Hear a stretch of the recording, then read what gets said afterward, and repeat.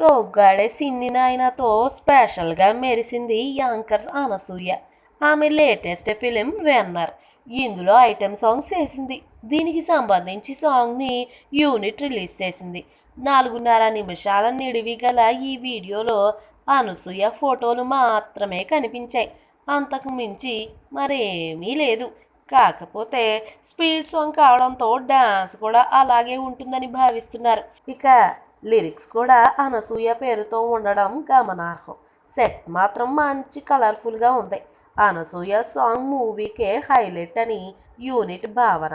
గతంలో సోగ్గాడే చిన్ని నాయనలో ఓ సాంగ్లో మెరిసిన అనసూయ పెద్దగా అట్రాక్ట్ చేయలేకపోయింది. ఈసారైనా ఆకట్టుకుంటుందేమో చూడాలి. సాయిధరమ్ తేజ్, రకుల్ ప్రీత్ సింగ్ జంటగా రానున్నది ఈ ఫిలింకి డైరెక్టర్ గోపీచంద్ మలినేని.